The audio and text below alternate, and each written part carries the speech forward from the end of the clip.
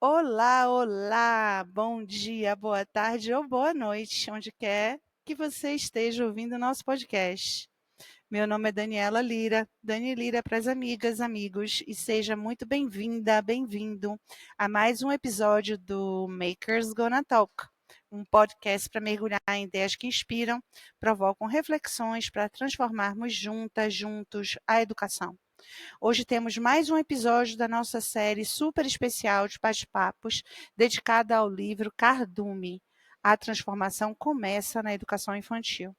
Uma obra que reúne 11 educadoras, isso mesmo, 11 mulheres educadoras, verdadeiras guardiãs da infância, em um manifesto coletivo de amor à educação, às crianças e ao mundo. Um chamado à reconexão, à escuta e ao fazer com sentido. E para o episódio de hoje, convidamos a autora do capítulo Eu Tenho um Sonho, a Bia Jabor. Bia é arte educadora, atelierista e mãe, apaixonada por escutar e criar com as infâncias, formada em artes plásticas pela FAAP e especialista em escutas antropológicas e poéticas das infâncias, ela é cofundadora da Casa 38, espaço independente no Rio de Janeiro, onde arte, corpo e brincadeira se encontram. Hoje, Bia coordena o programa educativo do Projeto Maravilha, no Bosque das Artes do Bondinho Pão de Açúcar.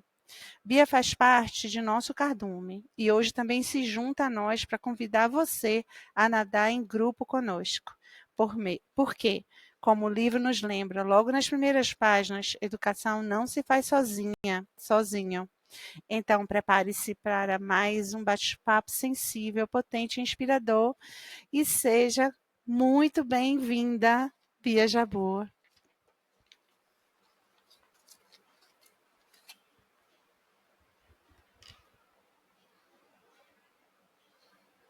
Opa, é um prazer estar aqui. Desculpa, estava com o microfone desligado. É um prazer estar aqui e obrigada pelo convite. E é um prazer poder somar aqui esse time de mulheres incríveis nesse livro Cardume. Isso, estava aqui te apresentando, Bia, e cheia de arrepios, porque esse livro ele é muito fantástico. E hoje a gente está aqui para celebrar o seu capítulo, Bia, que é um presente para todos nós, né? Todos apaixonados pelas infâncias, pelas crianças. E o título, gente, Eu Tenho um Sonho. E aí a pergunta para você: de onde vem essa inspiração, Bia? Que título é esse? Qual foi o seu chamado para esse capítulo? Então, esse título vem a partir do depoimento de uma criança que, ao estar em contato com a natureza, né, ela fala sobre esse sonho que ela tem o poder de ter a natureza dentro dela, né? E assim que eu abro o capítulo, né? E que é como se ele sentisse, se importasse com a natureza. Então esse é o chamado do texto, né? O meu texto ele também parte muito não só do olhar para a infância, mas da escuta, né? A importância da escuta para a criança, da escuta para o que elas têm a nos dizer, a nos ensinar, a nos mostrar, a nos transformar. Né? Então, isso para mim é um princípio, né? A escuta como princípio de estar com as crianças. Que belo, Bia. E começar com a voz, né? Com uma escuta e ela trazendo. E aí eu me lembro muito, assim, de crianças, né? Da minha vivência, que eu vejo em escolas, esse distanciamento, principalmente as crianças que vivem, né? Nas cidades, um distanciamento muito grande, né? Da natureza. E os próprios adultos também, assim, um certo medo do futuro, né? E o quanto é importante esse experimentar para ter vontade de preservar. E essa preocupação, como é que isso bate em você, Bia?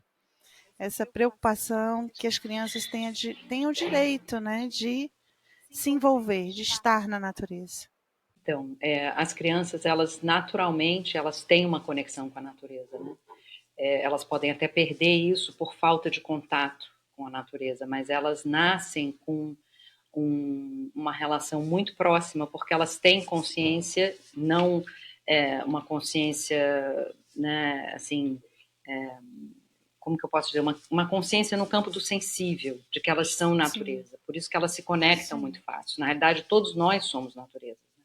E nós esquecemos disso. Nós achamos que somos algo à parte, ou mais importante, ou mais poderoso, ou enfim. E esse, na realidade, essa ruptura foi um dos grandes problemas da nossa civilização. Nós não nos reconhecermos mais como natureza.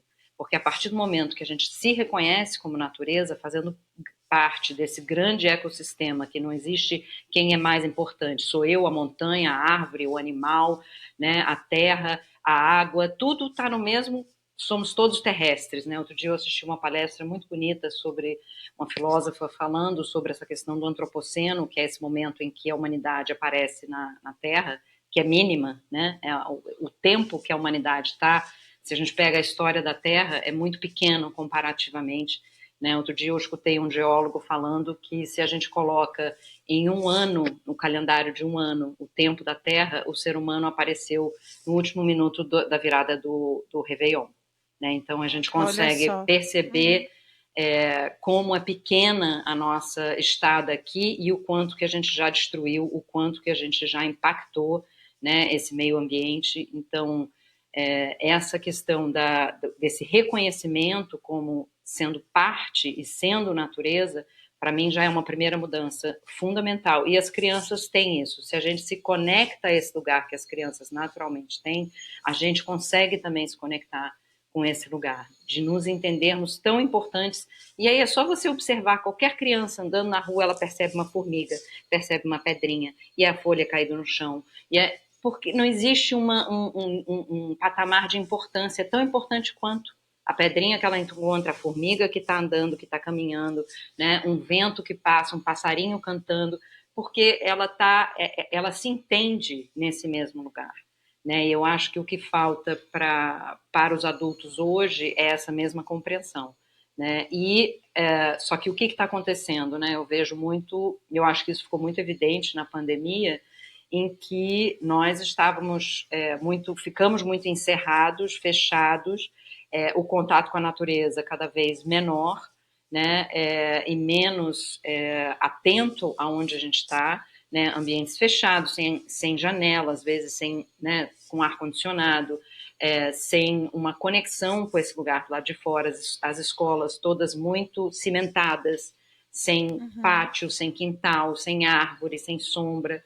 Então, isso para mim eu acho que é o mais importante nesse momento, né, dessa consciência e da importância de manter as crianças nesse lugar, né, na natureza, porque é onde elas podem ser mais livres, que é onde elas são elas, natureza. Hum. Elas são elas, natureza. Que lindo. Você falou da pandemia, né, Bia? E realmente ela expôs todas as nossas fragilidades, né? E deveria ter nos lembrado que nós somos parte, né, de algo muito maior. No livro você resgata um pouco do Manuel de Barros, o retorno ao nosso estado de árvore. Conta pra gente um pouquinho o que que é esse estado de árvore. Então, o Manuel de Barros vem como uma inspiração, porque eu acho que o Manuel de Barros ele é a linguagem das infâncias, ele é a poesia que a gente vê na criança, né? A capacidade que a criança tem de imaginar coisas, experienciar coisas, misturar as coisas de lugar. A poesia dele traz muito isso, né? E eu faço essa relação tem um poema dele, né, que ele fala no estado de ser árvore. Esse estado de ser árvore para mim é um estado em que você é capaz de parar e se colocar numa outra maneira de estar no mundo, né? Com mais calma, com mais pausa, sentindo, né, a reverberação do meio ambiente, se conectando com esse meio ambiente. Né? Então, essa possibilidade de se imaginar árvore, né, de se imaginar te coloca também numa outra posição. Como que eu me alimento? Como é que eu fico de dia? O que acontece quando está sol? O que acontece? Né? Então, é um pouco fazer o que a gente estava conversando mais cedo, né? Quer dizer, você se entender como natureza também é um estado de ser árvore, né? Mas eu vejo muito como esse estado de pausa, esse estado de se perceber num outro lugar, num outro momento, de uma outra forma, como um outro organismo. Né? E também como uma brincadeira, né? Quer dizer, imagina todo mundo, todas as crianças numa escola se imaginando no estado de ser árvore. A gente vai ter uma floresta. Uhum. A gente vai ter uma floresta. E essas crianças capazes de nomear essas árvores, né? De senti-las. Que lindo, Bia. Muito bonito. Me lembrou de brincadeiras de infância mesmo, né? Sem fingir semente no ritmo do tambor, do piano, florescer. E essas experiências lúdicas, né? Que As a gente crianças pode elas trazer. fazem isso naturalmente. Eu me lembro uma brincadeira que eu fazia muito, que eu acho que às vezes crianças talvez façam hoje, né? Quando eu era pequena, eu andava, eu gostava de andar de olhos fechados e eu tinha que, as minhas amigas me levavam, a gente trocava de lugar, né? E aí elas me levavam e paravam num lugar e falavam, aonde você está? Isso nada mais do que é uma brincadeira de retirar um dos sentidos e perceber o mundo pelos outros sentidos, né? Então, eu tinha que me situar fisicamente por outros sentidos que não a visão. A brincadeira nada mais do que era isso, né? E a gente ficava horas brincando disso, né? Eram na escola, e aí nessa escola, por acaso, tinha uma grande floresta, a gente andava por essa floresta, e o mais engraçado é que a gente, obviamente, talvez nunca acertasse o lugar. Ah, eu tô, sei lá, no refeitório, eu tô no, sei lá onde, ou no pátio, sei lá o quê. Enfim. Mas a criança, ela experimenta esse lugar, né? De estar com outros sentidos, a flor da pele, com estar vivendo o mundo com os outros sentidos. E, infelizmente, isso está se perdendo muito também por uma outra questão que é extremamente grave, que a gente está vendo cada vez hoje, que são as telas. Né? As telas, elas tiram toda e qualquer experiência, porque ela é passiva, a tela você só absorve, né? Então as crianças absorvem informação, né? Conteúdo, imagem, mas elas não têm a devolutiva e elas não têm como interagir, né? Com essa Uhum. imagem, né? Com isso que elas estão. Então uma outra questão que também tem que estar muito atento, né? Porque a Sim, tela ela vai tirando todas essas capacidades que a criança tem e está criando uma série de sim, problemas, enfim, sim. não Um vamos. esvaziamento dos sentidos, né? Sim, sim. E crianças Sim, elas ficam muito mais ansiosas, muito mais tensas, muito sim. mais agitadas, porque elas deixam de gastar aquela energia, né? E Uhum. aquela na interação, na relação com o corpo, com o Perfeito. lugar, com o movimento, com as coisas, com a luz, com as cores, com as texturas, com as sensações, que são fundamentais para o desenvolvimento normal dela, né? Normal de todas as crianças. Sim, sim. Bia, você, com essa sua cabeça e essas suas leituras e referências, você deve ver muitas coisas interessantes acontecendo no cotidiano de escolas, de ateliês. E eu queria saber um pouco de você, que sugestões, a pessoa assim, escutei a Bia, li o capítulo, acho que tem tudo a ver essa reconexão, esse permitir que a criança experimente o ser natureza e aprender com ela. Como que a gente abre essas possibilidades dentro do cotidiano de uma escola? O que é que você tem visto, feito, que pode nos dar aí um norte, um caminho? Eu acho que existe, eu tenho colaborado com vários movimentos, né, que buscam essa relação da criança, uma maior relação da criança com a natureza, né. Eu faço parte do movimento dos quintais brincantes, que é um movimento que tem pelo Brasil todo. Não está dentro das escolas, os quintais, alguns quintais são escolas, mas muitos quintais são espaços onde as crianças vão para brincar e muito conectado. Já amei o nome. E Quintais, tem como é que pelo é? Quintais Brincantes, chama Quintais Movimento dos Quintais Brincantes. Brincantes. E Que por uma lindo. educação genuinamente brasileira, que é aquela educação de quintal, né? Que a criança abre a Uhum. porta de casa e está no quintal, e está brincando com a terra, com a árvore, subindo na árvore, experimentando coisa, e cavando ali, mexendo com aquilo outro, e cantando uma música, fazendo uma roda, enfim. Então, mas cito isso como algumas referências, né? Entre outras referências que também são muito importantes, né? Existe o movimento Criança e Natureza, do Instituto Alana, enfim, muitos conteúdos foi feito até documentários, né, sobre isso. E dentro da escola, o que eu vejo? Eu acho que a natureza ela não pode ser exceção, ela tem que ser regra. E aí, como é que você, não necessariamente, às vezes, mas eu não tenho um quintal, eu não tenho natureza na escola. Mas você tem, quando você abre a janela, não tem o céu? Você não pode trazer a natureza para dentro da escola, né? Quando você olhar para as estações do ano, é uma forma de perceber a natureza. Hoje está quente, hoje está frio. Como é que está o céu lá fora? Você olhou à noite ontem, você viu que estava a lua cheia? Tudo isso são formas de conexão com a natureza, né? A criança trazer alguma coisa do caminho que ela veio de casa. Por onde você passa, tem natureza? E o que você vê, né? Adotar plantas dentro da escola. Você pode ter dentro da sala de aula plantas que as crianças têm que cuidar. Se as plantas começam a morrer, por quê? Não recebeu água? O que está acontecendo? Ela precisa de sol. E quantos conhecimentos você não pode adquirir simplesmente se conectando com essa natureza? Né? Aí você pode ter também, pensar em horta, para poder também, dentro, uma horta que pode atender a cozinha, né? E que os alimentos, as estações e os alimentos que são daquela estação, isso é cuidar da natureza.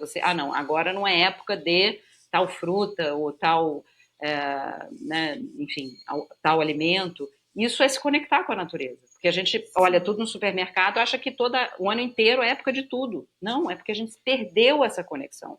Porque existe uma coisa falsa de quando tem melancia o ano inteiro, morango o ano inteiro. Não, mas as frutas têm estação, né? Eu me lembro, meu filho era pequeno e a gente tem um sítio, né, que a gente vai muito e tal. E aí a gente ia para o sítio, chegava lá e falava, mamãe, mas cadê a amora? Agora não é época de amora. Ele falava, mas por que não é época de amora, né? E a gente conversava e tal. Aí um dia ele devia ter uns 4 aninhos, eu chego em casa, ele tá com uma laranja e um relógio do lado. Aí eu falo, filho, o que tá acontecendo? Ué, mamãe, eu tô vendo qual é o tempo da fruta.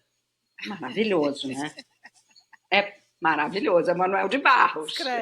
Escreve isso, É por Manuel favor. de Barros, não é Manuel de Barros? Olhar o tempo da Lindo, fruta. Ele lindo. pegou a fruta, pegou o relógio e ficou olhando. Ele queria saber se já estava no tempo da fruta, de comer a fruta. Né? Então, Muito legal. são muitas formas, mas é isso, ela não pode ser assim uma coisa excepcional. Hoje vamos trabalhar com o tema da natureza, porque hoje é o dia do meio ambiente. Não pode ser excepcional, tem que ser regra. Quando você coloca a natureza como regra dentro da escola, dentro do seu dia a dia, dentro da maneira como você convive com as crianças, com o currículo, com o entorno, com o bairro, tudo passa a ter uma outra dimensão. Então, essa é a minha dica, assim, entender a natureza como regra e não como exceção, e nos entendermos como natureza. Que maravilha, Bia. E aí, para encerrar, eu vou trazer uma pergunta para você. Você é uma autora maravilhosa, trouxe para a gente aí referências e as suas ideias, né, incríveis. E aí eu queria perguntar para você, qual que é o seu sonho, Bia? Você tem um sonho? Eu tenho muitos, mas em relação a esse tema especificamente, meu sonho é que cada vez mais o mundo dos adultos possa se abrir e parar para escutar as crianças. E não é só uma escuta, e quando eu falo de escuta, não é só a escuta da palavra, porque a criança ela não fala só com a palavra. A criança fala com o corpo, fala com os olhos, fala com as mãos, crianças pequenas, né, como elas gesticulam. E quanto mais a gente parar para ouvir essas crianças dessa forma ampliada, mais a gente vai se conectar com elas e mais a gente vai criar uma sociedade onde as crianças são protagonistas, têm direitos, têm voz, e elas vão nos ensinar muitas coisas que a gente está precisando aprender que o mundo adulto esqueceu. Reconectar. Muito, muito obrigada, Bia, por todo o seu conhecimento. E É isso. Quem quiser saber mais da Bia, saber mais das referências incríveis que ela traz, lê o capítulo. O capítulo da Bia encerra o livro, né, Bia? Sim. E é simplesmente maravilhoso. O livro é chamado Cardume, A Transformação Começa na Educação Infantil, a organização da Carolina Sanches.